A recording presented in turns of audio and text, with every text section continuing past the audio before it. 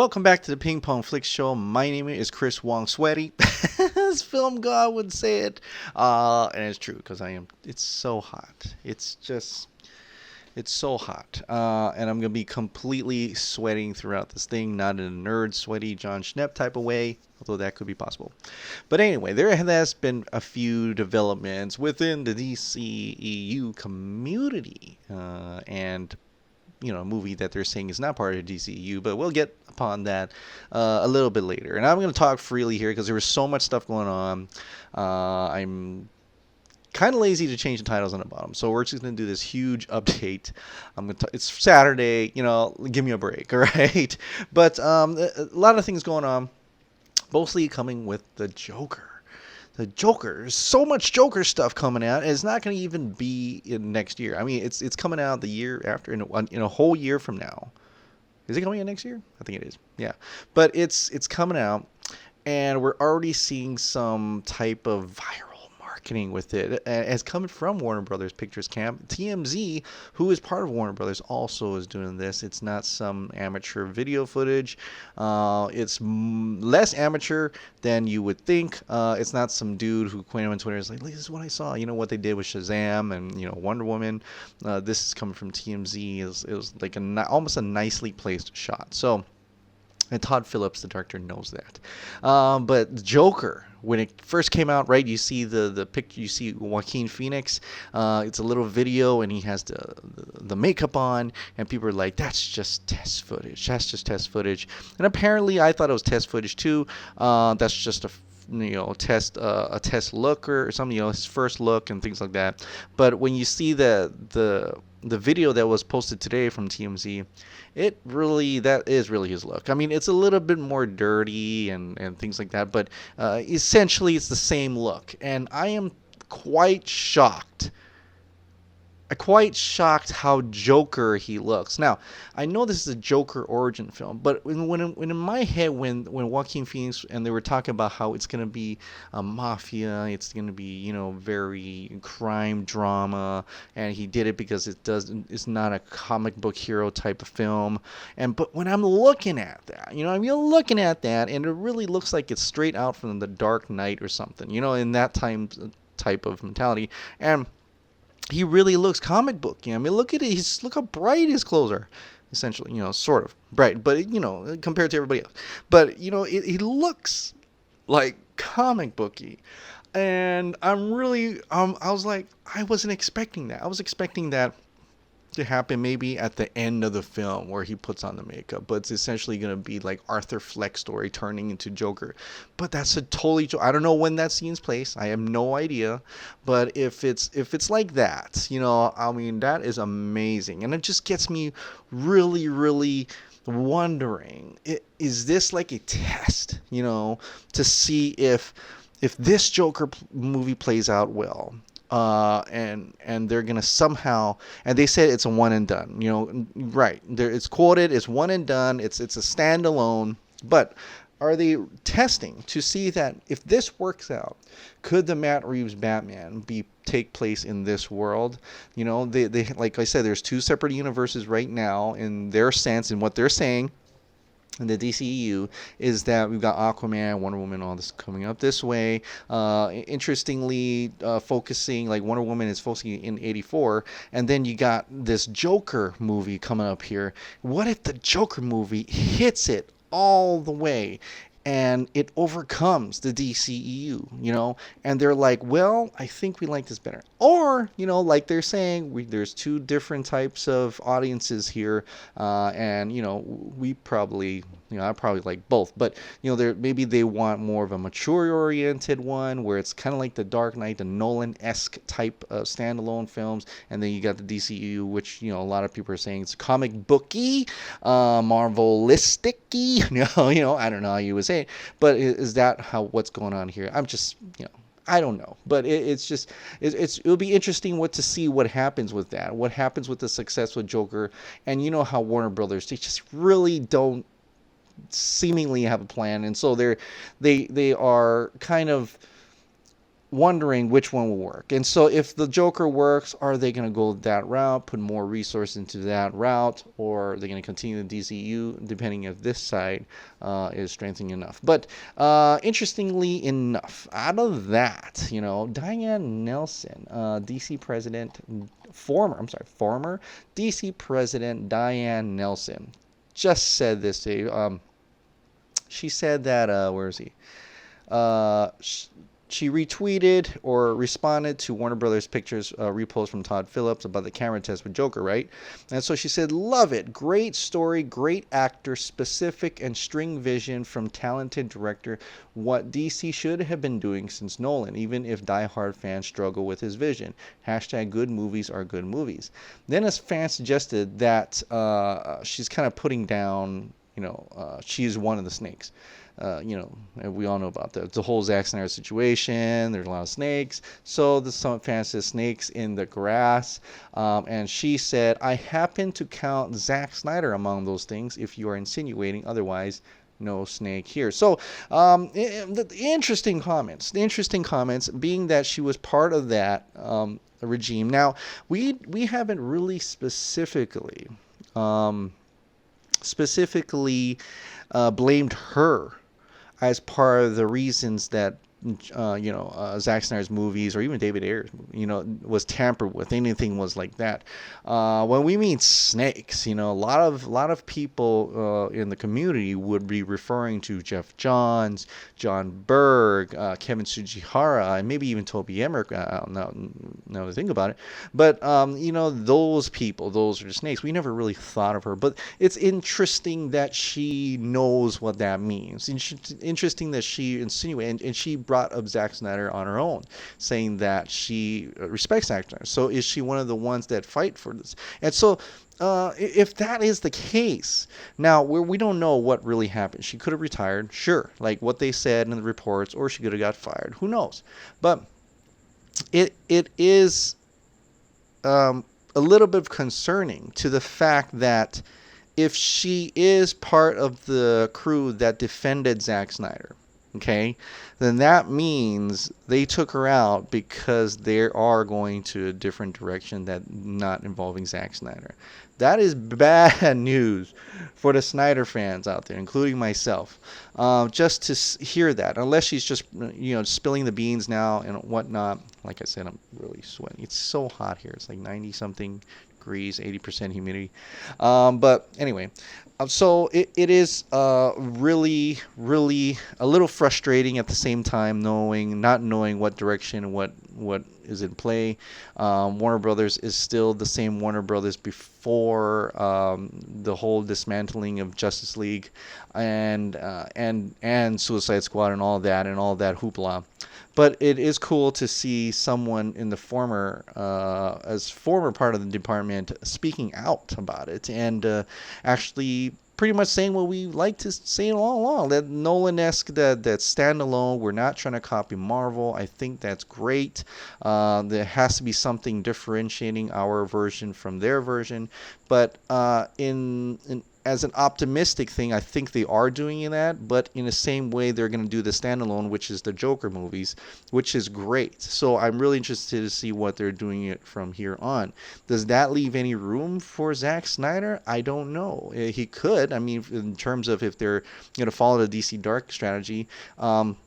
Because like I believe before that when he did Man of Steel, it was Man of Steel. He did a sequel, Batman v Superman, and he was going to do a 5-film story arc, Nolan-esque, where it just pretty much ends like that. But, the studio heads, Tsujihara, wanted a Marvel-type universe. And so that's what happened. That's why that miscommunication between what they're trying to do and relay that to Zack Snyder, what he was trying to do is totally different. I mean, he was doing his own thing, and then Rick Famuyiwa and all these James Wan was doing their own thing and trying to kind of gather it together. Wonder Woman worked because it was in the past. So it really is a little frustrating to know that all this came about, and when we pretty much would have thought that if Zack Snyder had released all his Final Film story arc, including Batman v Superman Ultimate Edition, like he wanted to, without any zero meddling, even Suicide Squad, zero meddling, that those could have been so great, so good, you know? It really, really could have. And we get a little hint of how good Suicide Squad was going to be, because, you know, David Ayer is really, really talking about it now. It makes me think that he's not going to be doing any more DC films, because he said this. So someone asked, so it's impossible for Harley to have Squad to be her friends, but it's possible for Diablo to call them his family, which is it. Do they hate each other or love each other? It's in response to how Harley Quinn's character arc was kind of like all over the place in the film. David Ayer responded that calling it that Suicide Squad was really simplified. He says there's two different characters. Harley's arc was vastly simplified. It's fun to play gotcha, but remember, a released film was very different from original assembly. And so it really goes into it, and he kind of reiterates that it's not up to him, it's up to the producer. You know, it's not, my film was not really the final released film, and we knew that Joker was supposed to be in it more. There was a lot of things going on. There was reshoots and stuff like that, and in terms, he's taking back what he said when Suicide Squad was released. When Suicide Squad was released, he said that was his film, that's what he intended, but he's taking it back now, and maybe more people will come out to say it now. But hopefully, out of all this, they really learn from something. Like, Warner Brothers should really learn from something. And if I'm being optimistic, if my cup is more full, you know, if I'm thinking in that respects, then I've got to say, having that Joker standalone film, and included with them still doing the DCEU and not rebooting anything could be a good thing. Maybe the direction they're going to try to figure out if that type of universe works, and if not, we can lay back. We still got these standalone films we can make. These directors can make whatever film and I'm hoping it's that expanse. Like, I'm hoping they're allowing these directors to do new directors, visionary directors and things like that, to have that creative freedom in the way they're like, look, I want to tell a story. It's called Kingdom Come. And I want to cast my own Batman. I want to cast my own Superman. But wait now, this is a standalone. That's not part of the DCEU now. And Warner Brothers be like, sure, go ahead. It sounds great. We love to see it. We love to hear about it. So I'm hoping it's something along that lines where they can have multiple Supermans. And it makes sense as a comic book fan who knows about multiverse. It makes sense for that. But in a way, it also will make sense. Maybe the Flash will introduce that in a way so that the audience will understand. Who knows? Or if they even care. You know, it's like, oh, that's a Batman and Superman movie. Oh, okay, let's check that out. You know, then in the mainstream may not even give a crap. You know, maybe they're like, oh, okay, oh, I thought that was Superman. Oh, well, you know, they're okay. You know, they'll probably be easier, and they just want to have a good time for 2.5 hours, and then, you know, walk out and, you know, watch another film. You know, they're like, oh, when is Captain America going to show up? You know, it's that type of audience, you know. So it may not make a difference. But for us who are, you know, DC comic fans, we love to see those types of worlds. And it gives the studio the flexibility to really do things how they want and do things how other audiences would like it. You know what I mean? Like, it gives them the flexibility of not having to follow some grand scheme. In particular, you know, they could just chop up and throw up some stories and talk about it, and maybe one movie where they can have it all together and something like that. And maybe DCEU would have their own Justice League. DC Dark would have Justice League Dark. You know, something like that. So it's kind of exciting and kind of scary at the same time, because you don't really know if they really have a plan. This is our own speculation, my own speculation. Do they really have a plan? And if they do, I hope it's what I've just told you about. But if not, then it's kind of scary. You know, kind of scary what they're not trying to, what they're doing here.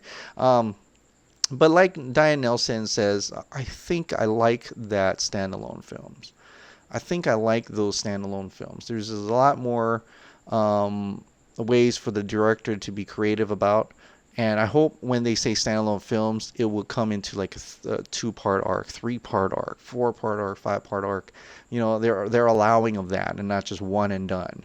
Like including the Matt Reeves Batman. If they're allowing Matt Reeves to do whatever Batman he wants, then 1, 2, and 3, that's it. That's his Nolan trilogy. So it has nothing to do with DCU. But for people who want that connectivity, they can go ahead and look at the DCEU if they want that type of DC storyline. And there's also DC Universe streaming. It's on the app, not my TV, but on the phone. I've watched some of it. Pretty cool, kind of cool. Lots of comics. They don't have time to read it yet, but it's kind of cool to have that. In any case. And for people who are just wondering anything with the Snyder Cut, nothing much. Really nothing much. It seems like Film Junkie kind of gave up on it and totally understood.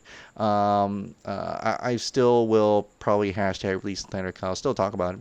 If there's something that comes up, like just recently, we got 2 more previs clips. About one with Steppenwolf fighting. I don't think I can show it because I don't want to get more copyright strikes. But Steppenwolf fighting the Amazons. The Amazons actually did one of that.